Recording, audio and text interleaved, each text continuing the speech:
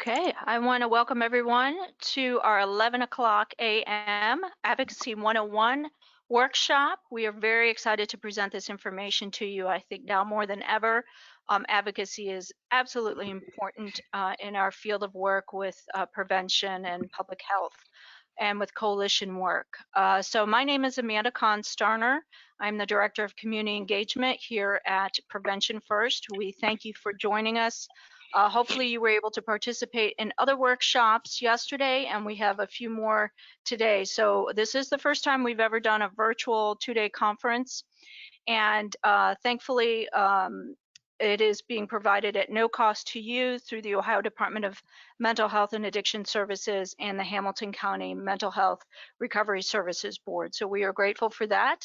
I wanted to make you aware that we are offering CEUs for the first time this year with social work, as well as CHEDS hours, which is the health education credit hours for public health employees and professionals. And we also have CEUs for counselors and prevention specialists. So welcome. This is Advocacy 101, and I have the privilege of introducing our speaker on this topic, J.P. Dorval. Hopefully you can hear us, and if you have any problems with audio or visuals, please note it in the chat box. I am monitoring that for JP, and I will be monitoring any questions as well. So I'm going to read his bio real quick, and then we're going to do some quick housekeeping around the CEUs. So JP Dorval joined Prevention Action Alliance as the Advocacy and Public Policy Liaison in the fall of 2018, with plans to continue his journey toward being an advocate for improved, equitable health outcomes in Ohio's most vulnerable communities. Originally from upstate New York, JP's Haitian heritage and experiences growing up sparked an early interest in public service. In his role as the Advocacy and Public Policy Liaison, JP aims to use his experience and love for public service to help increase Prevention Action Alliance's impact and reach. We're very happy to have JP. I wanted to say real quick, for the continuing education hours, they will only be awarded for those who view the live session, and you mustn't attend the entire training to receive continuing education hours. There will be a post-event evaluation survey that will need to be filled out in order to get the hours. For social work and mental health counselor credits, as well as CHES credits, you must provide your CHES ID in the post-event evaluation survey. We will get your certificate out for continuing education by email within 30 days of this training. So thank you again. And I wanted to give a warm welcome to JP. I have been heard his presentation before, and I think you're really going to take away, no matter what state you're in, Indiana, Kentucky, or others, on this virtual format, you're going to have a great amount of information to take away from this. So welcome, JP. Thank you. Thank you. Thank you. Can you hear me? Am I coming out clear? Yes, you're coming good. through clear? Awesome. Cool. Yep. Well, thank you, Amanda, for the introduction.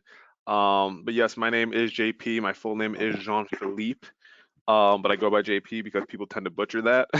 so that, JP is fine. Before I start, I just want to lay out 3 goals I have for this presentation, or for those who are listening in. One, I want to make sure that you all understand the importance of advocacy.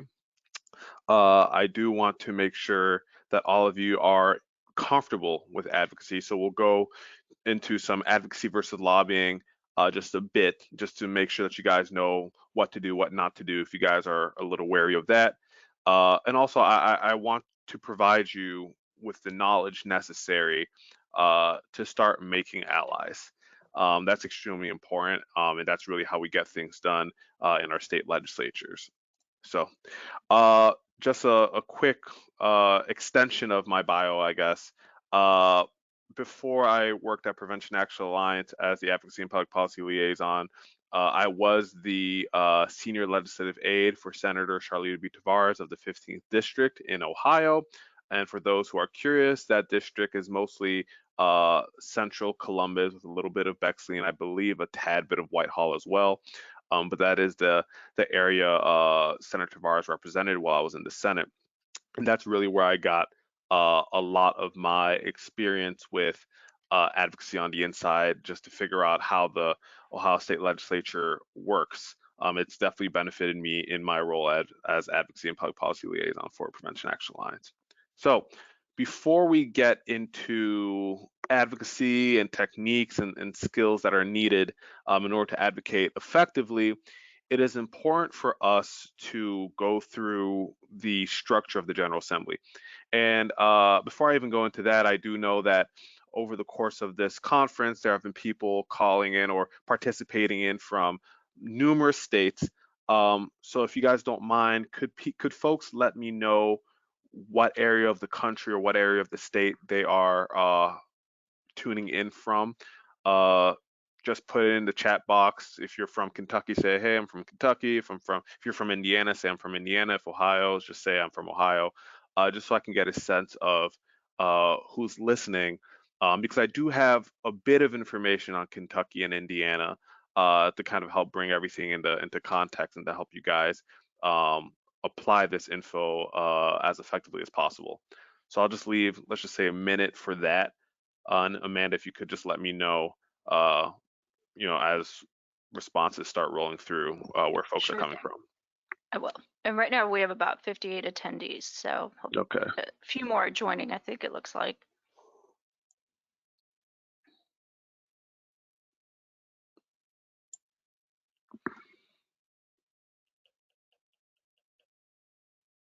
Mm, Okay, I'm not sure if you can see these, JP, but I will kind of read some off. Columbus, Ohio, Cincinnati, Rochester, New York, Findlay, Ohio, Illinois, New York, Northwest Ohio, Northern Virginia, Fairfax area, Southeast Ohio, Virginia, Kentucky, Indiana, California, Oh wow, California. Okay. yeah, North That, Central that, Ohio, okay. Central Ohio, Northern Kentucky, Florida, and North Carolina so far. Okay. Wow. All right. Well, looks like we got people from all over. So hopefully, even if you can't, uh, even if not everything I talk about applies to you, hopefully you guys can pull away something. And for the person who's from Rochester, New York, that's where I'm from originally. So thank you for representing Rochester. I know it's probably just one person, but that's great. I think that's really funny. So, in the Ohio Senate, there are 33 members. Uh, the Senate districts are larger, hence they have a larger constituency.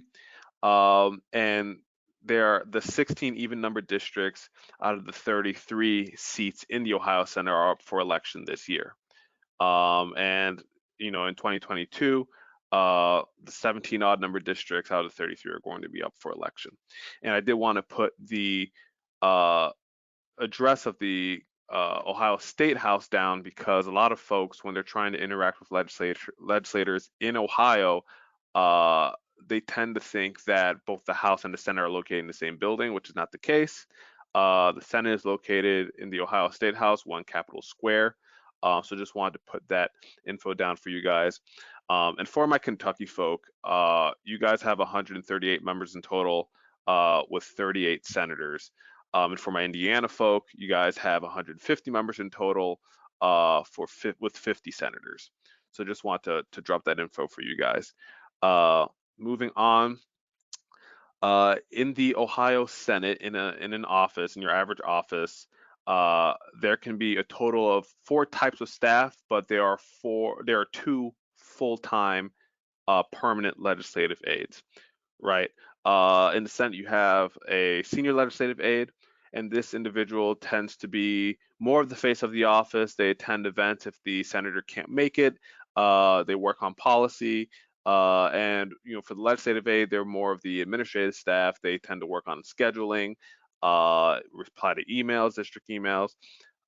In some offices, both these positions are interchangeable. On occasion, I know in the office that I worked in, senior legislative aide and legislative aide positions were more interchangeable. We kind of worked on the same things depending on who needed help with what. But it is important to know, at least for the Ohio Senate, um, who does what, because that'll impact who you reach out to when it comes to advocacy. In addition to the aides, you can have one page, and pages tend to be high school students, and they do a lot of the document running in between the different offices in the Senate. You can have an intern. An intern can be a high school student, college student. Most of the time, they are college or graduate students, and they do a little bit of the policy work, mostly administrative stuff. And then you have the legislative fellow, and the legislative fellow is a position that you have to apply for. It's created through the Ohio Legislative Fellowship, through the Legislative Service Commission, which is a nonpartisan policy group that works with both the House and the Senate to draft the legislation. But that fellowship usually lasts 2 years, and those individuals tend to be straight out of college, or individuals that want to get into the General Assembly to work on, or to become an aide, or get into state politics. So that's just a quick office structure, staff breakdown. And I did want to put a picture of uh, Ohio broken up via Senate districts, just so you guys can see. The district sizes and the way that the districts are carved up do not make sense. And there are a lot of reasons for that, which I can get into at another time. But if you look at the Columbus area, you'll see there are 3 districts kind of crammed in there. I did want to pull that out since that's where Prevention Action Alliance is located. And I want you to kind of keep that image in your mind and contrast that to the House district image I will show in a couple slides. And before I go into the House members, I had a conversation with the Kentucky legislature and the Indiana legislature not too long ago. And the interesting thing is, for the Kentucky legislature, the way that it's broken down, uh, the position is actually not a legislative aide, it's called a legislative assistant in Kentucky. And each assistant can actually serve 3 to 4 different representatives in the House. And in the Senate, it's about 2 senators per assistant, which is really weird compared to Ohio, because every member in Ohio has their own staff. But in Kentucky, a legislative assistant is shared between numerous members. So just keep that in mind. And in Indiana, it's a little more standard. You have 3 legislative assistants per House member, and then you have 1 legislative assistant per Senate member. So as you can see, every state has a different General Assembly structure. For my folks in New York, for my folks in California, I highly recommend you call the clerk's office in your General Assembly. They will be able to tell you what the office structure breakdown is. Some of you may already know that. Every General Assembly has a website that you can go to, so you can see when the districts are up for election, or when the offices are up for election, which offices are up for election, what the term limits are, all of that information. In order to advocate effectively, you really need to know that base information. So I highly recommend you guys either call the General Assembly, call your clerks to figure that out, or go on the website for your state General Assembly. Now, going back to Ohio, in the Ohio House, we have 99 members. So the Ohio House districts are a third of the size of the Senate districts, and the constituency as a result is about a third of the size. Um, every even numbered year, all the seats are up. So our senators have 4-year terms. Our House members have 2-year terms. So every 2 years, every General Assembly, all those seats are up for election. And that's important to note as well, because members tend to be more active in election years. They tend to be more willing to listen to constituents. And I'm just being frank, because it is an election year. And that all is important when thinking about legislative strategy and advocacy.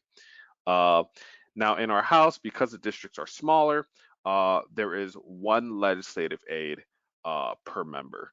And again, you can have the 4 different types of staff. You can have the page, you can have the intern, you can have the fellow. Uh, all the same descriptions I provided previously apply to the House. There's just 1 fewer aide. Um, in most cases, unless it's a leadership office. If it's a leadership office like the minority leader or the Speaker of the House's office, they tend to have about two, just because they tend to have a larger workload because they are the leadership for a party within the General Assembly or within that chamber. And moving to the state map, as you can see, the House districts are smaller. Again, I cut out the central Ohio, that Columbus area, and as you can see, there are far more districts crammed in. So really, this is just to show you guys the difference in district size, so you guys can see it. When I say that a district is smaller or 1/3 of the size, and for other states, it might be 1/2 of the size, depending on the number of representatives to senators, or however many members you guys have, the districts are going to change a bit. And I don't know if there are any questions, Amanda, but I will move on if there are not any. I am seeing a few, so let Okay. me check to see if I can pull them up.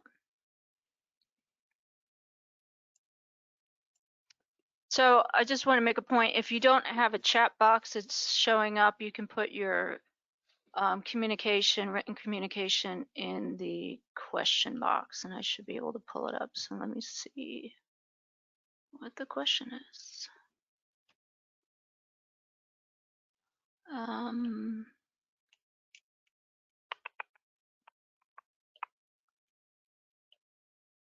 I think that's all for now. It was more Okay. around the text, so we'll Okay. keep Got it. monitoring that if anyone Sounds wants good. to put something in there. Thank you. Sounds good. Sounds good. Thank you.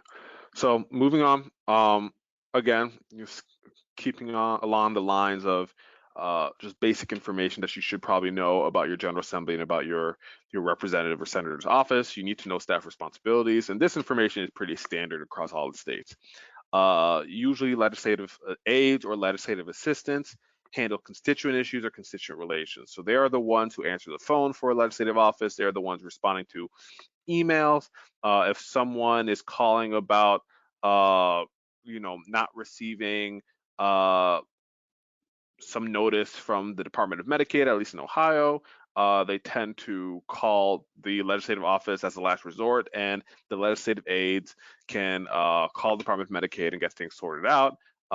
Same with Department of Health, and in the time of COVID, a lot of offices are actually receiving calls about behavioral health issues that constituents are having if they can't get the help that they need. So that's something that we're seeing increases of as well.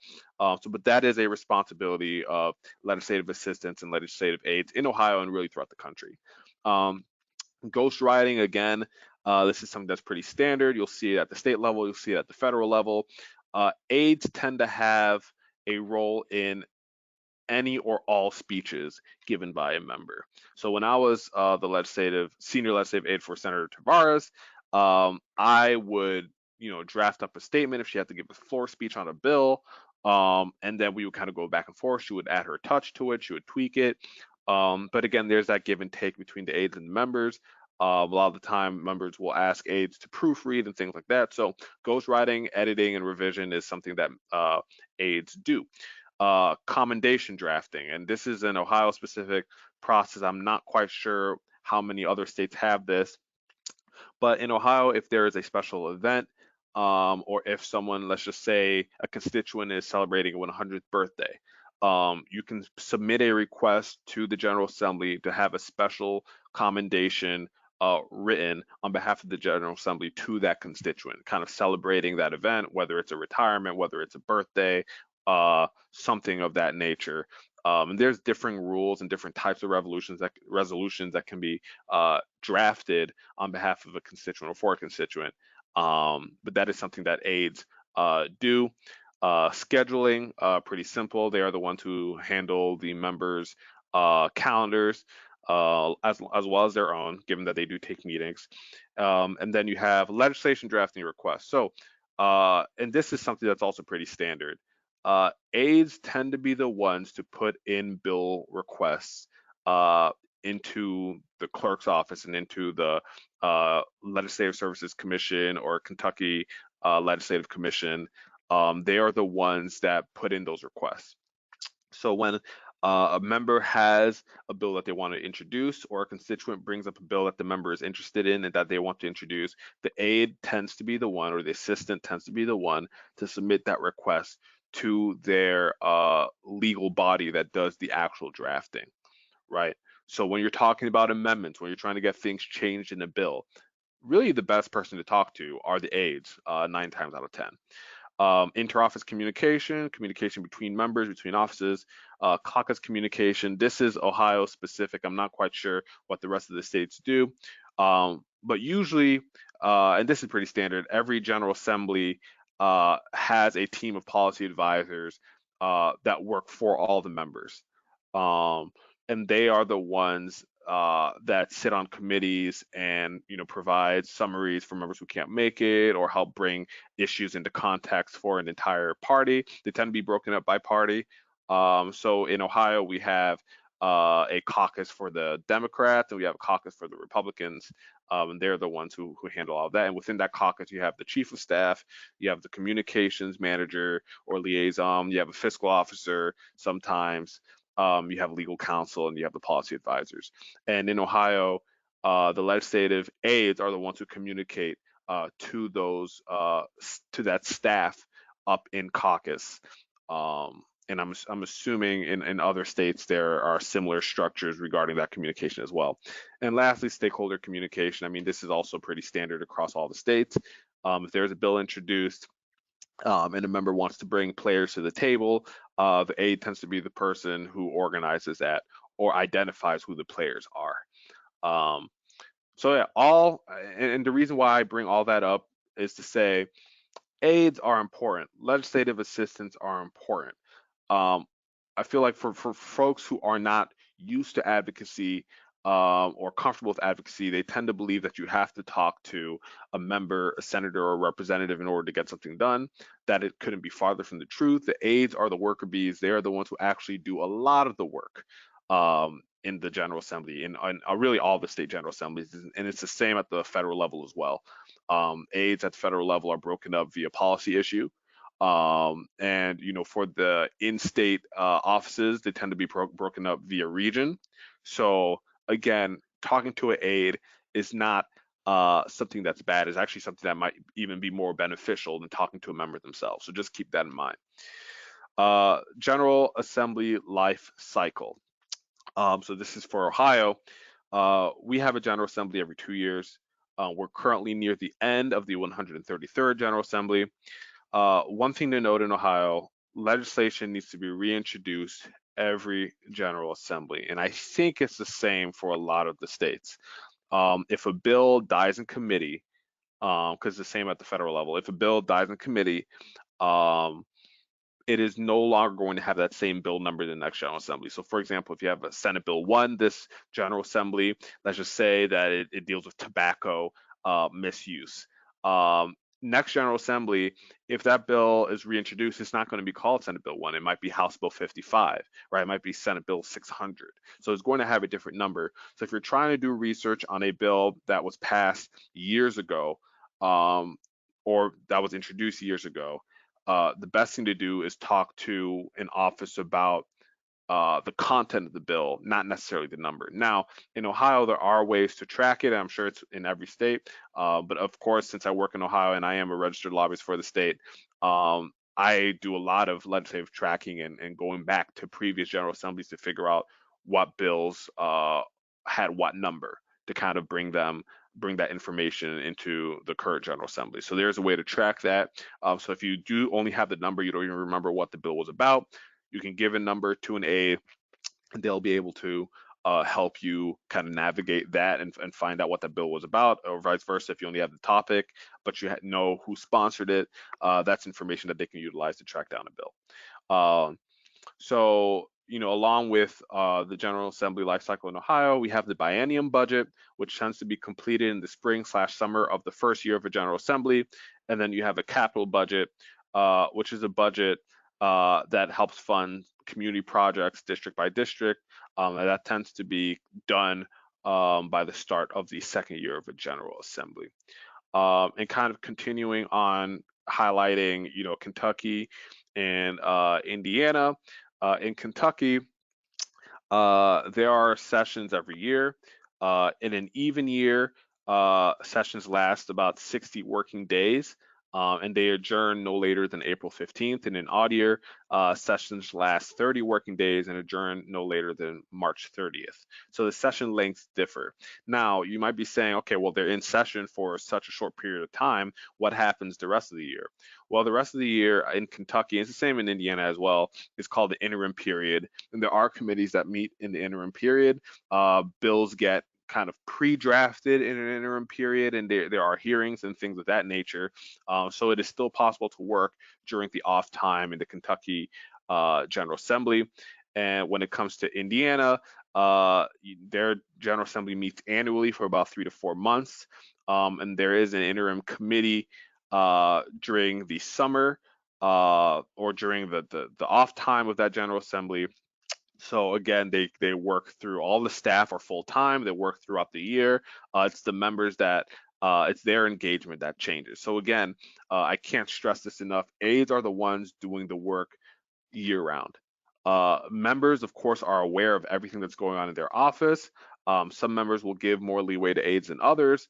But again, if you want to really know what's going on in an office, the aide will probably be the best person to speak to. Now, advocacy versus lobbying. I'm just going to go into this a bit.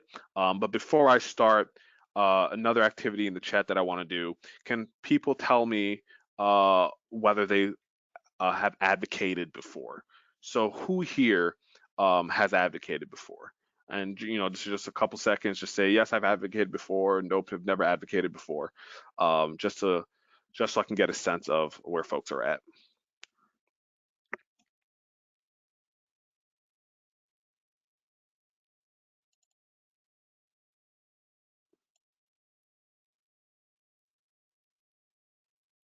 JP, are you able to see the question box? I am. I do have it Okay, up I just want to make now. sure. Okay. Yeah. So I am seeing Oh, I see. yes, a little. Yes, I've advocated before. A lot of no's, not on the state level, not at this level. Um, so I will give I guess that question was kind of a trick question because the cliche answer to this is everyone has advocated before, right? I do understand the folks who said no, they're talking about advocacy in this specific context when it comes to the state legislature. That makes sense. But generally, have you ever advocated before?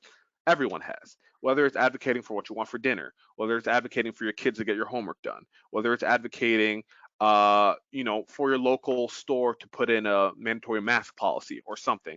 You've advocated before in your life. So you have the skills to advocate. Now, when it comes to who you're advocating to or who you're advocating on behalf of, that's where things change. But I want you all to be comfortable with the fact that you guys have all advocated at one point or another. Well, we have somebody here who Yeah. also is in the process of working on 2 white papers too. Okay, cool. Well, there Um, we go. yeah, There we go. yeah. I So mean, it that's seems to be a another way. mix of Right. federal and state. Right. Awesome. So, uh, another activity. When you think of advocacy, what words come to mind for you? When you think of advocacy, what words come to mind for you? And just put it in the chat box. What words or images come to mind?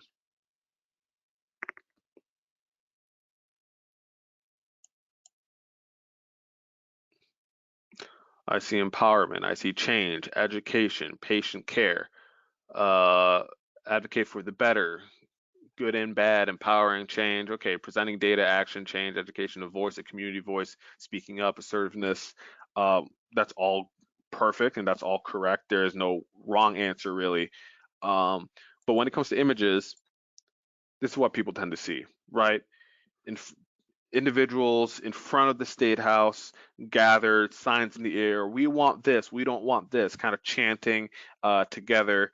But again, that's not the only way, right? White papers, talking to a member about an issue in your community. Those are all ways that you advocate. But this is something that usually comes into people's minds. And the official definition is one who defends or maintains a cause proposal, right? That tends to be the definition of advocacy that folks have in their head. Now, moving on from that, when you think of lobbying, the term lobbying, what words slash images come to mind for you? And again, just put your response in the chat. I see money, politics. Someone just put a bunch of dollar signs. Lawyers, um, coming together with others. Okay, influence. Uh, what does money have to drive? What's best for citizens? Uh, you know, seek to change, influence, money, power. So again, no wrong answer for this. But when people tend to think of lobbying, and I saw a lot of you put, money in politics, this is what they tend to see, right?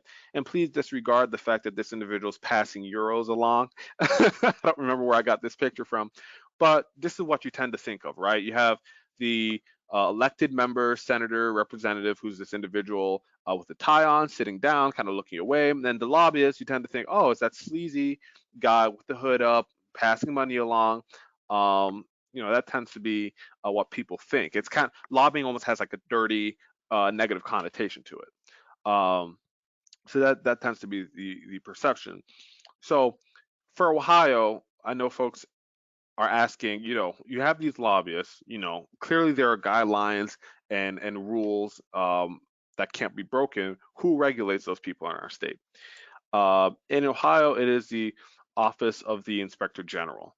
Well, yeah, the Office of the Inspector General is the Ethics Advisory Office for Ohio's legislative branch. And within that office, there's a joint legislative ethics committee, and it provides ethics, conflict of interest, and financial disclosure guidance to members and employees of the General Assembly, candidates for the General Assembly, and employees and other state agencies, just to make sure that they're not interacting with lobbyists or the public in a way that would compromise their position, right? So that's for Ohio. That's who regulates it, and I will touch on Kentucky and Indiana in a bit, but that's on a different slide. Um, Again, when you're talking about lobbying, another group that comes to mind when it comes to regulation, and this is national for our prevention folk, CADCA, right? The Community Anti-Drug Coalitions of America. I'm sure all of you are familiar, but if not, that's the official, I guess, description of what CADCA is up on the screen. But they are a national organization that helps prevention coalitions with support, education, and advocacy. And they have a bunch of guidance that they provide to coalitions when it comes to advocacy, how you can advocate, things of that nature. And the last group, um, federally, uh, that tends to have a say when it comes to lobbying. And this isn't federal lobbying. I will say that this is just for state. Federal lobbying is a whole different topic, and I don't have time to go into that today. But for state lobbying, if you are a nonprofit, right? So if you're tax exempt, if you're not tax exempt, the IRS does not apply to you when it comes to this. But if you are tax exempt, the IRS does apply to you if you're trying to lobby.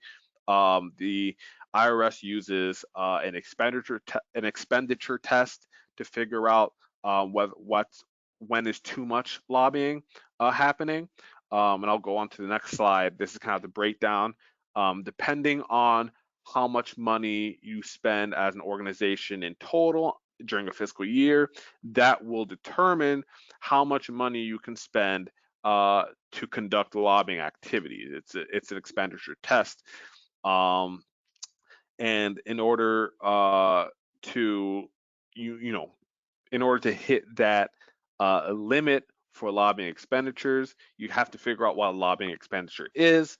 And according to the IRS, a lobbying expenditure are expenditures that are paid or incurred for the purpose of attempting to influence legislation through communication with any member or employee of a legislative body, or attempting to affect the opinions of the general public. And that second bullet, that second piece, tends to be described as grassroots lobbying on the for according to the IRS. So just to sum it up for people, because I know people are looking at this chart like, oh my God, this is really confusing. Two things. A, the IRS only cares about how much money you're spending on lobbying. They don't care about how much time you're spending or who you're talking to. They only care about the money, right? So in this case, if you have a person on staff who lobbies, how much time within their total time working are they spending doing lobbying, and what is their salary, right? Like those are the types of things that you have to look at if you are a nonprofit and you are tax exempt. But again, if you don't spend any money on lobbying, like you don't spend a dime. This does not apply to you. So I want folks to kind of take this not with a grain of salt, but kind of look at this within context, not to be concerned, because this is not a big issue if you don't spend money on lobbying. And again, if you do, you look at these limits. It's very, very difficult to spend this much on lobbying if you're only doing it partially or part of your mission as a nonprofit. So I won't go into too much detail about this because I do know that we only have so much time. But if for some reason folks want me to go into more detail about the IRS and how lobbying works according to them, just let me know at the end of the presentation. I can go more in depth into that. So I do have a disclaimer before I go into advocacy versus lobbying for the state of Ohio and a little bit of Kentucky, a little bit of Indiana. For most of this, all the information comes from the Ohio Lobbying Handbook and a presentation from the Ohio Joint Legislative Ethics Committee. This is not legal advice and should not be used in states outside of Ohio for the Ohio specific stuff. Now, if you have questions about lobbying in your state for our New York folk, for our California folk, every state has an authority that regulates this. I know when I was doing research on Indiana and Kentucky, all I had to do was simply call them, ask them a few questions. They're very nice. They're not trying to catch people in the act or make people nervous. They want people to advocate. They want people to be involved. Really, what they're trying to do, they're trying to monitor the folks who have a lot of money, who have a lot of power, a lot of influence, and they want to make sure that they're not using those things to unjustly impact legislation at the state level.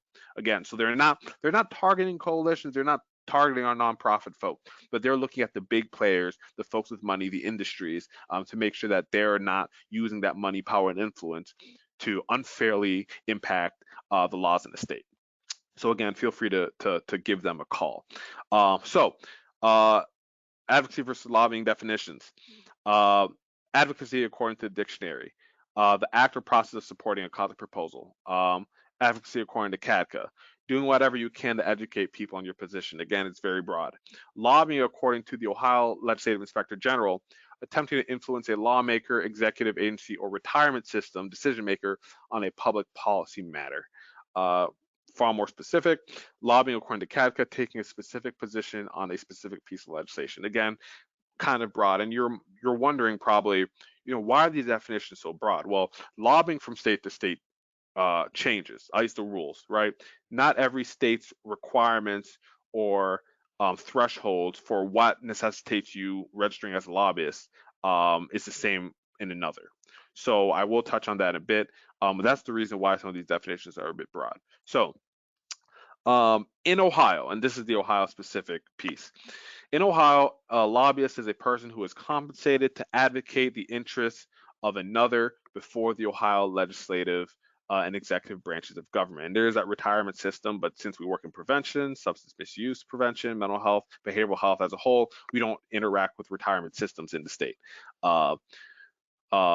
So based on the subject matter, a lobbyist is attempting to influence a lobbyist that is attempting to influence the legislature is a legislative agent.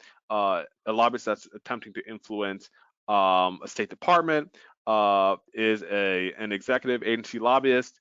Retirement system lobbyists are obviously those who interact with retirement systems or lobby in retirement systems.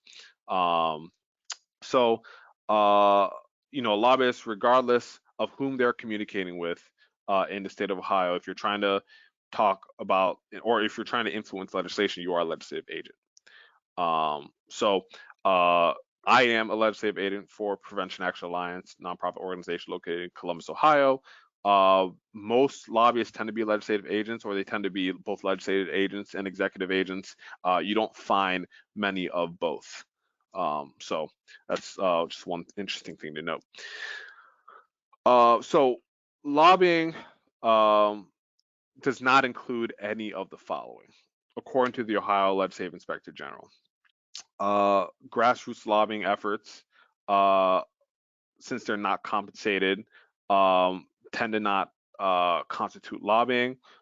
Contacts made for the sole purpose of gathering information, appearances before public hearings, testimonies, and I want to put in a star next to that because that's important. News editorials, publications primarily designed for and distributed to members of a bona fide association or charity or fraternal nonprofit. So internal newsletters to folks. All these things tend to be classified as advocacy. So they are not lobbying activities. And it's important to know what's not a lobbying activity when you're thinking about lobbying, because if you're not doing a lobbying activity and you're communicating with a member, you're not lobbying. So just keep that in mind. Um, in Ohio, there are three triggers, excuse me, that necessitate you registering for a lobbyist. The first one is the lobbyist must receive compensation for conducting a lobbying activity. Again, you have to be paid when conducting lobbying activity to hit this trigger. The next trigger, direct communication. The lobbyist must directly communicate with a reportable person in Ohio. A lot of folks are saying, "Oh, well, who are these reportable people?" That's why I highlighted it. A reportable person is any member of the General Assembly or Controlling Board, which is a committee within the General Assembly that approves budget items. Any head of a department, any legislative staff listed in Appendix D, and on your free, after this presentation, if you have any downtime, I highly recommend, if you are in Ohio, looking up the Ohio Lobbying Handbook, going to page 95 and seeing who that legislative staff are. The reason why I highlight that and why I have this on the slide is because legislative aides in Ohio are not reportable people. So you can talk to a legislative aide about stuff. You can conduct lobbying activity with a legislative aide, and you're not communicating with a directly reportable person. Now, I do want you to take that into context. If you have any contact with a member at any point in time during a policy, not a policy argument, but when you're trying to communicate a policy position, if you're talking to a member at any point in time during that process, you will hit that direct communication trigger. But for the most part, if you're just talking to an aide, um, they're not reportable people, so they won't hit this second trigger for the state of Ohio. The governor, obviously, and any staff of the governor are reportable people, according to the state of Ohio. Again, you can look up the handbook online, ohiolobbying.com. And every state tends to have a handbook that details who's a lobbyist and what lobbying means according to the state. So again, it's a quick Google search. I wish I could, give every state that's here the definition for what's a lobbyist in their state. But again, we don't have enough time. But this information is all publicly accessible. And again, if you call your local ethics authority or legislative authority, they should be able to point you in the right direction as to where to get that information. So the third trigger for the state of Ohio, the amount of time compensated lobbying. So again, going back to the IRS, I've said that the IRS really only cares about how much money you're spending. Not at a state level, that changes. At a state level, according to Ohio, they want to know how much time you're spending lobbying. So if you're lobbying regarding legislation, you're a legislative lobbyist, that threshold, that limit is 5%.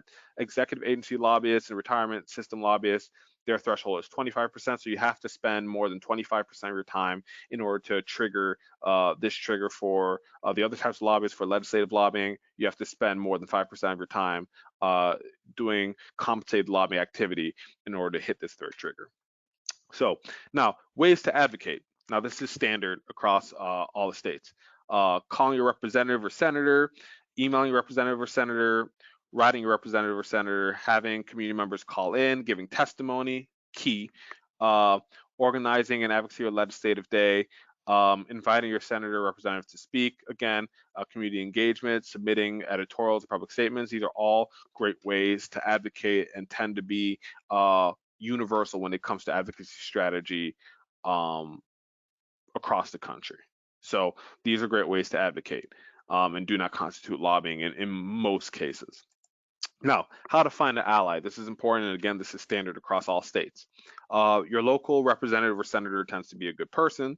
You are constituent, and members listen to constituents more than any other type of individual in the state, so to speak. So if you are a constituent, definitely use that to your advantage and contact a representative or senator with the issue that you have. If there are bills, that you support in your General Assembly and you know who sponsors those, give their office a call. If they sponsor one bill you support, there's a good chance that they'll sponsor other bills within that same policy area that you would support, or will be willing to sponsor a bill on your behalf. Legislators who have a background in your field. If you're interested in education, talking to a former teacher.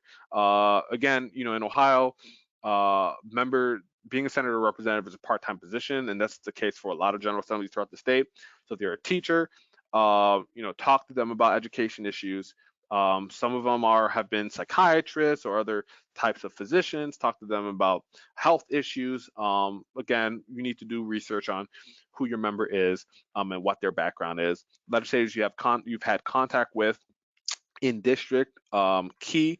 Again, you've had that contact with them before. Build on that relationship. Legislators with an interest in your field. Again, legislators might not have experience in a behavioral health setting, but they may have interest in your field, so that is important. Um, so all things to note. How to tell your story. Issue framing. Um, Framing is key when trying to make a push for a policy position. Um, I can give you just a quick story about stuff that I'm doing currently. Currently in Ohio, we have a bunch of alcohol deregulation measures that my organization is trying to fight against.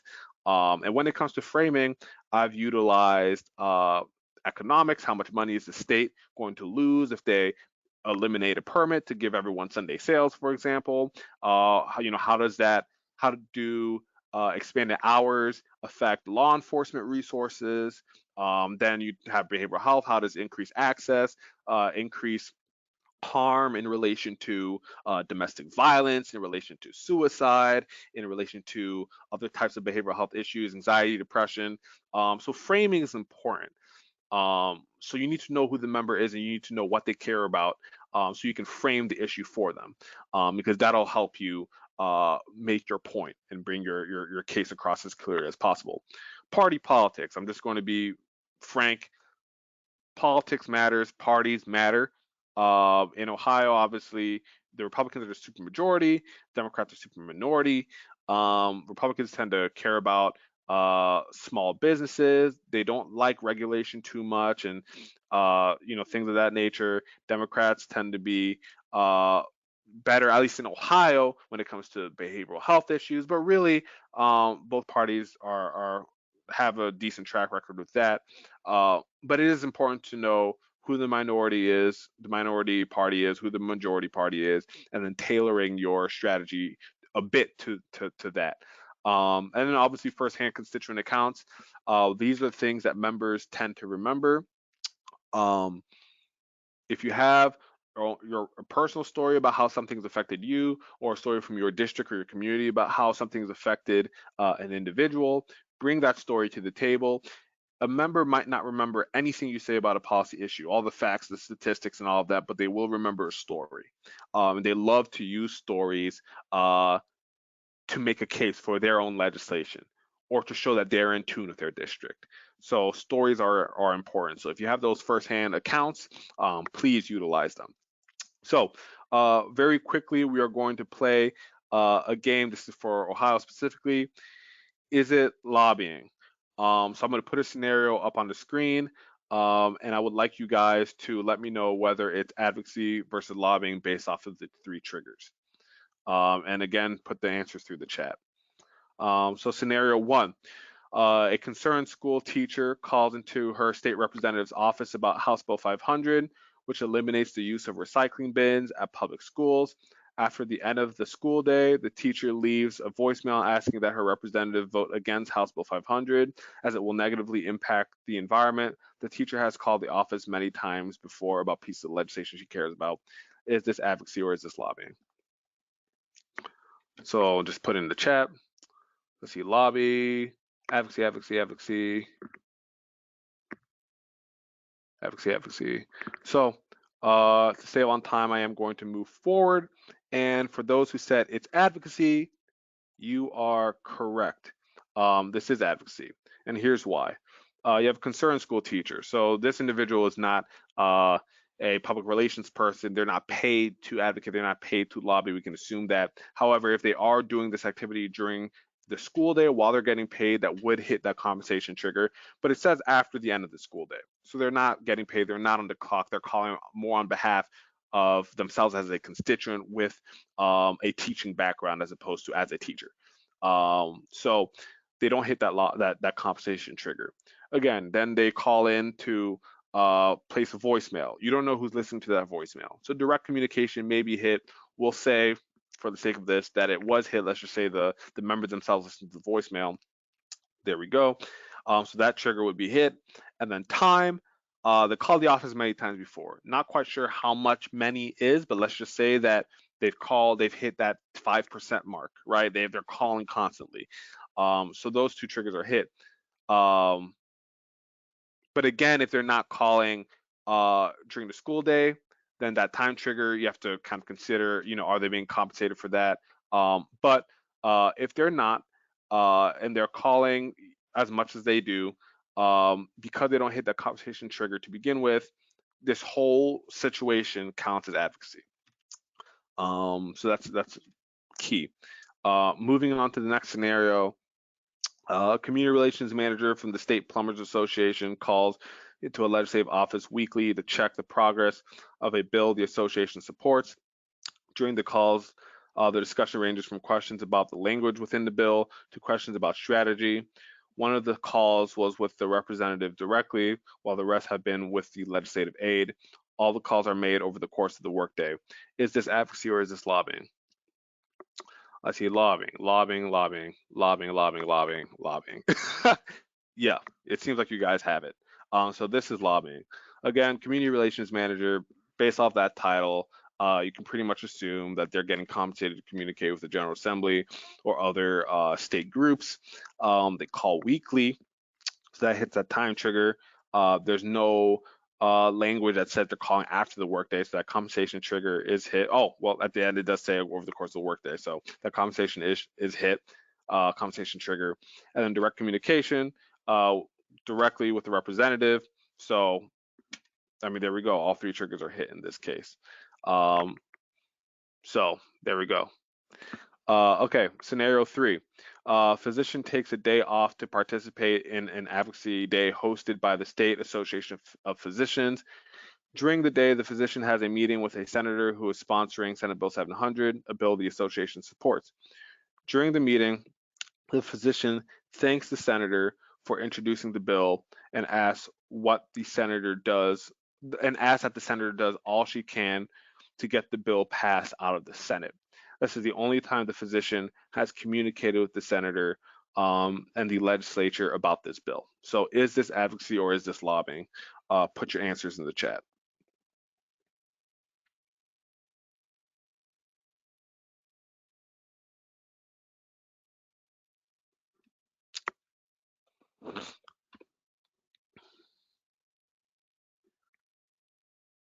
Advocacy, advocacy, advocacy. And then I think I saw some lobbying. Just a JP, bit. I see one question. I don't know if you see it Yes. from Brenda. If they If they take a day take the off, day off, yeah. can they be paid for PTO or no? That is a perfect question. Definitely applies to this. So if they're getting paid, right? If they're getting paid while they take the day off, that does count as compensation, and that's very important to note.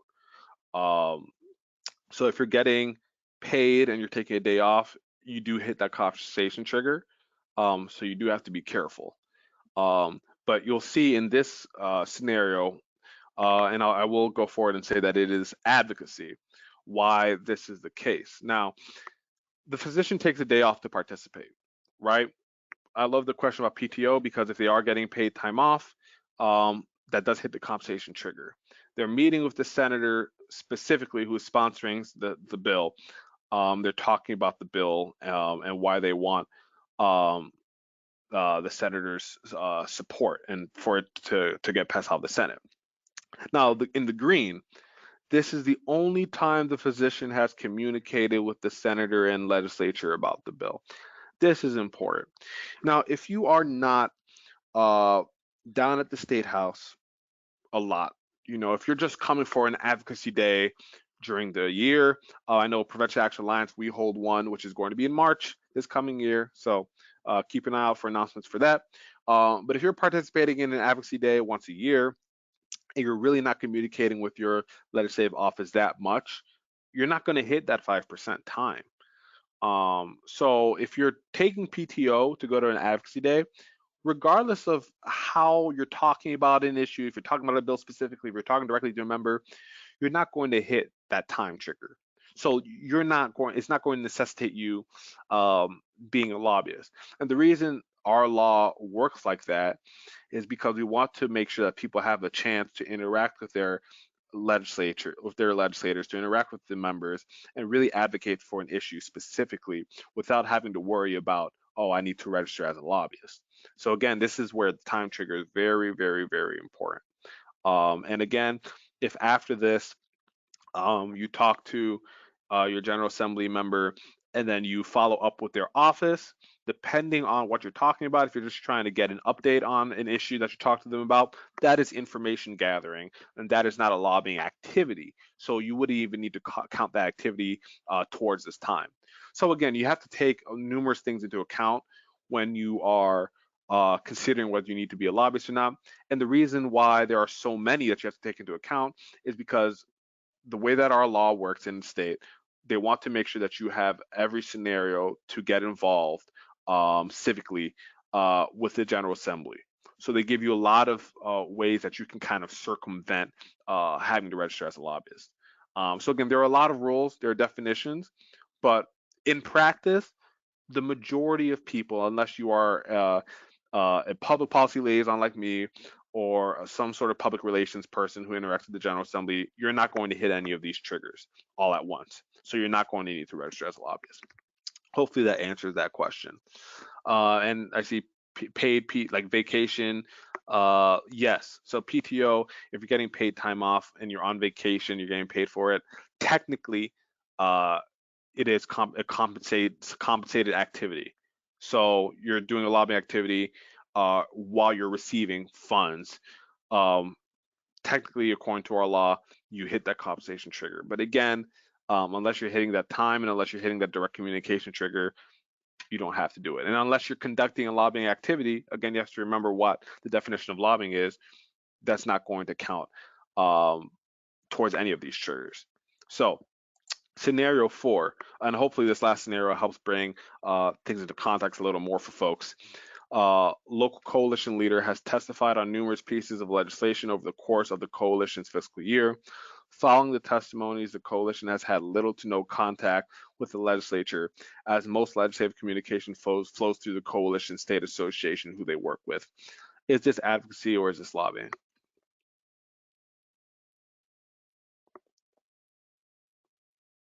And while folks are answering that, I do see that um, one person said that folks should probably check with their HR or their GR office.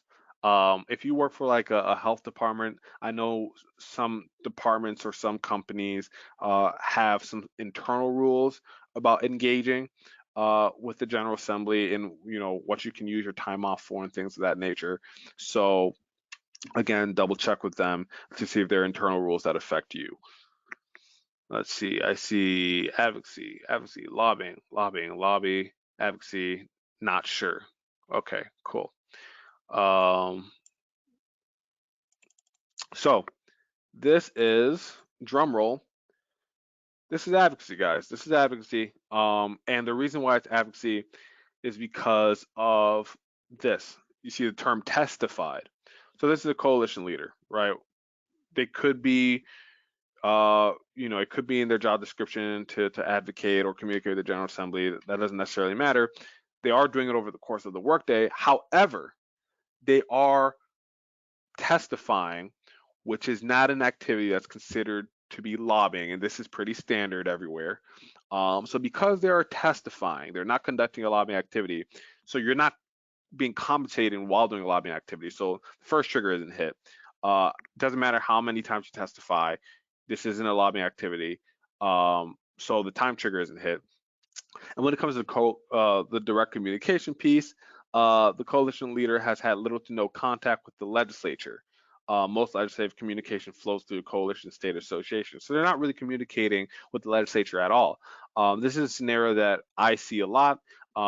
Prevention Action Alliance works with coalitions at the county levels throughout our state um, to come down or come up to the state house to testify on behalf of their community, on behalf of their county, on behalf of their organization, for or against pieces of legislation. Now that whole process of them coming down, that whole process of them testifying is not a lobbying activity. That is advocacy. So really, conversation is not hit, time is not hit, and depending on the type of communication and how they're communicating with their office, the direct communication might not be hit either. But since they work through their state association, they don't really have to worry about that. So that's important to note. If you have a state association that does advocacy work statewide or in your community, working with them and collaborating with them can give you some of the best peace of mind when it comes to this whole thing. So I do want to provide Indiana a lobbying snapshot. So in Indiana, uh, the regulatory authority is the Indiana Lobby Registration Commission, the ILRC. In Indiana, the way that a lobbyist is defined is it's a person who engages in lobbying activity in any registration year and receives or expends an aggregate of at least $500 in compensation or expenditures reportable under this part of Indiana code. Now, if you conduct lobbying activity but are not compensated for it in any way, shape, or form in Indiana, you do not have to register as a lobbyist. And as you can see, I have it in quotes, unless one meets both tests, registration is not required. So in Indiana, there are no three triggers. All they want to know is, are you doing lobbying activity? Okay, you are, fine. Have you spent more or received more than $500 for that activity? If money isn't a factor, you can do a lobbying activity as much as you want, as long as money is not a factor. So that's a thing that I want to note. And then for again, just for resources, there's a compilation of information of informal advice that the ILRC put online to help folks know whether they're a lobbyist or not a lobbyist. This is a perfect resource. I got a lot of my information from that. There's training sessions online as a presentation. Um, and then obviously there's an Indiana Legislative Lobbyist Handbook. So if you have more questions, I highly recommend you look at those resources or call the regulatory group. Now, to give Kentucky a lobbying snapshot as well, the regulatory agency in Kentucky is the Kentucky Legislative Ethics Commission. So similar name to what we have in Ohio.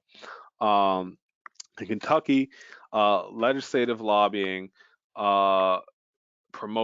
is to promote, advocate, or oppose the passage or modification or defeat of an executive proposal or veto of any legislation. And you obviously have to be in direct communication with the member of the General Assembly, the governor, secretary of any cabinet listed in their code. Each calendar year, a person that qualifies as a legislative agent has to register with the KLEC. So in Kentucky, what you need to look out for is whether you are a legislative agent or not. So a legislative agent in Kentucky is an individual who is employed or retained for compensation to lobby during at least a portion of his or her time, even if it's a very small amount, to lobby as one of her or his official responsibilities, and who is engaged in lobby activities as a legislative liaison of an association, coalition, public interest entity formed for the purpose of promoting or otherwise influencing legislation. So you have to be employed or retained for compensation to lobby to the Kentucky General Assembly in order to be a lobbyist. So very similar to Indiana, like you need to be paid for lobby activity in order to be a lobbyist. And in Kentucky, Lobbying does not include appearances before public meetings of the committees, news editorials, advertising, the gathering and furnishing of information and news by bona fide reporters, correspondents, news bureaus, publications, professional services, and drafting of bills or resolutions, or lobbying as an uncompensated volunteer. So if you're lobbying as an uncompensated volunteer, that is advocacy in Kentucky. So again, I hope you guys see that there are continuing themes between Kentucky, Indiana, and Ohio. That compensation piece is key. Um, Obviously, Ohio, the breakdown is a bit different, but you need to be conducting lobbying activity and you need to be compensated for it in order to hit that trigger or to necessitate you registering as a lobbying as a lobbyist. Uh, and again, resources. There's a YouTube uh, video that's a training for lobbyists that took place on or there's another one that's going to take place January 17th, or that took place January 17th, 2020. Sorry, excuse me. That's up on YouTube. Uh, Again, I called the Kentucky Legislative Ethics Committee, and here's their phone number, and I asked them, what would necessitate someone registering as a lobbyist, and they sent me all the information via email. Uh, Again, they are completely for advocating. They're just trying to make sure that those who are compensated for lobbying are not using their influence and money and power to impact legislation or executive rules or orders unfairly. And if you go to, if you type in Boulder Advocacy, Kentucky lobbying into Google, there's a lobbying disclosure PDF that's also extremely helpful um, for folks in Kentucky. Boulder Advocacy is not an organization; it is a group, or I mean, it is a program from a group called the Alliance for Justice, which is a national association, and they have a bunch of resources on how to advocate as a nonprofit nationally. So for folks who are not from either of these states, I would also reach out to them and go on their website to see what resources they have for your state specifically. So last thing, key takeaways, strategies to avoid issues. Avoid compensation. Um, I think if you avoid compensation, you avoid anything regarding money while doing a lobbying activity. You're going to avoid 99.9% of the issues. The folks who get in trouble are the individuals who have uh, bad practices when it comes to financial disclosures and compensation. Um, Communicating with officials off the clock. Again, if you're concerned, calling them after a workday or communicating with them after a workday, either via email or leaving a voicemail. Um, and again, for the most part, A is the ones who listen to those, so that's the reason why I say that. Uh, that tends to help. Talk about issues, not bills. Now, in the lobbying definitions or the definitions for what lobbying is, there was a lot of you need to communicate or talk to a member about a specific bill. If you talk about an issue, at least in the state of Ohio, you can that'll help you go outside of that lobbying definition, and will kind of call into question whether you're doing an advocacy or lobbying activity. So again, talk about issues, not bills. Work through an association or firm. Uh, every or most fields have some sort of state association, like Prevention Action Alliance here, like Prevention First, that do advocacy on a state level or within state general assemblies in like a certain area, like a tri-state area or something of that nature. Work through them. um, a lot of the time they'll have a better understanding if you feel uncomfortable. If they call you to testify or advocate for something, definitely utilize your experience, your research, your data at a local level to help them with that cause.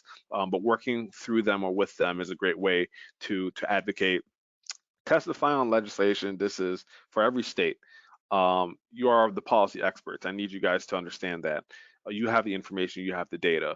Testifying in front of committee is one of the best ways to advocate for something. It's really your opportunity to make sure your uh, organization's voice is heard, your voice is heard, and your uh, policy area or industry's voice is heard. So again, testifying is important.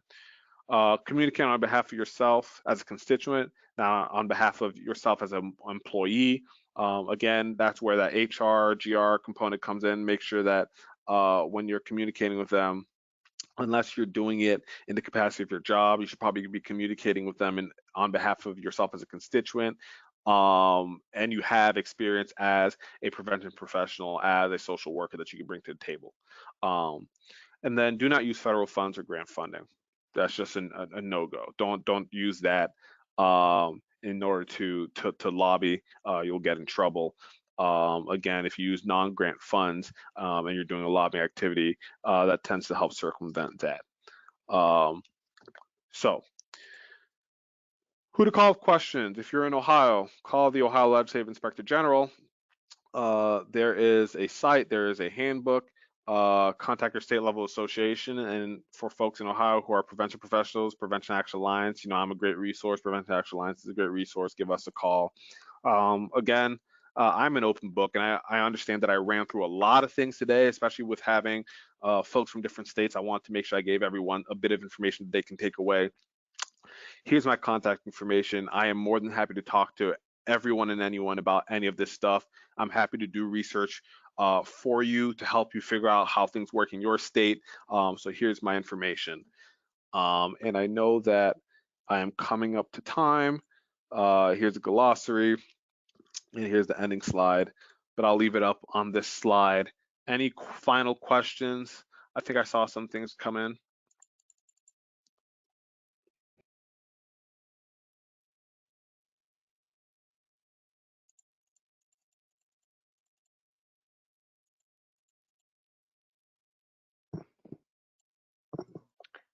It looks like folks really like the content, JP, very informative. I don't see any particular questions. Okay.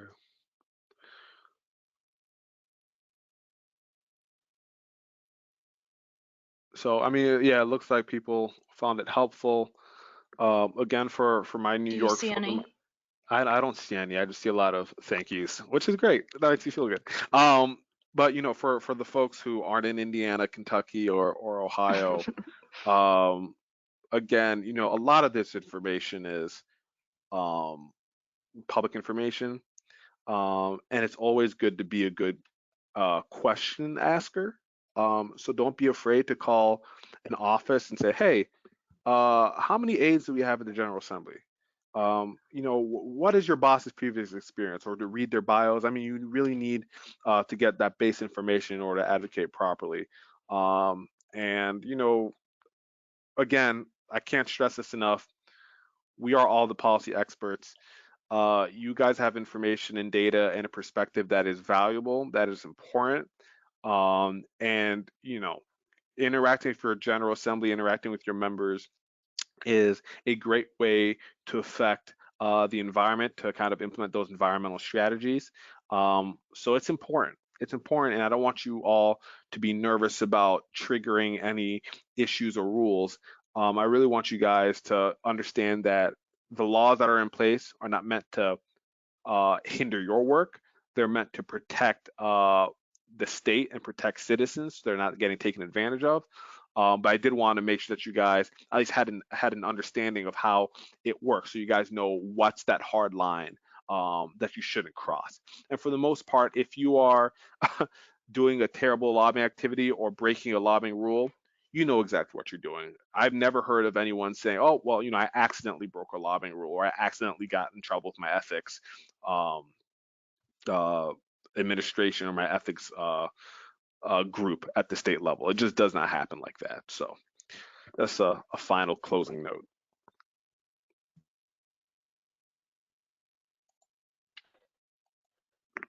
Want to talk, just let people know that you do have a legislative webinar that you offer, especially I if you're do. on here. Yes. You are automatically a SPECA member. Yeah, so you're a statewide, if you're an Ohio coalition with Prevention First, you automatically are a member of the statewide Prevention Coalition Association, and JP does a great job along with our state partners, ADAPO and Ohio Moss, with giving a legislative update on a webinar monthly, right? Is that monthly? Yeah. So our webinars are monthly.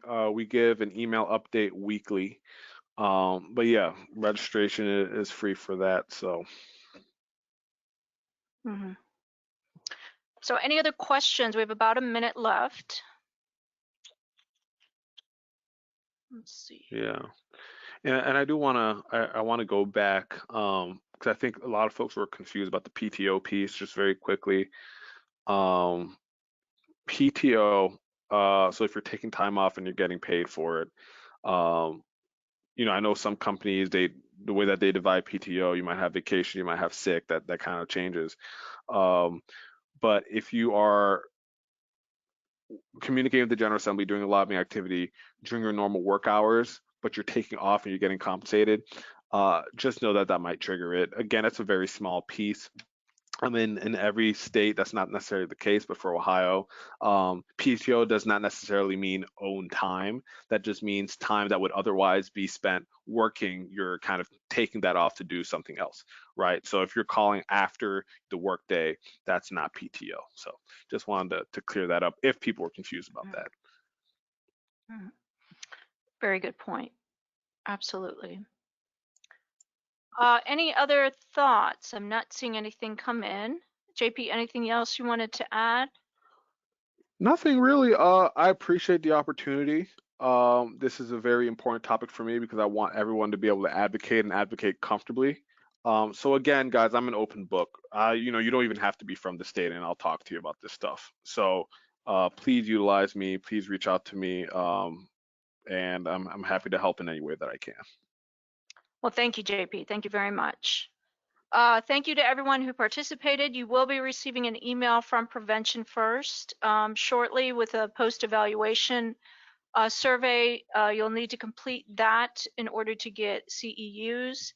And we will be putting any recordings and supplemental materials on the Prevention First website under Training Hub. So it's prevention first.org is the website. So thank you very much, JP. I hope everyone has a great rest of their weekend and take care. Thanks, guys. Bye-bye.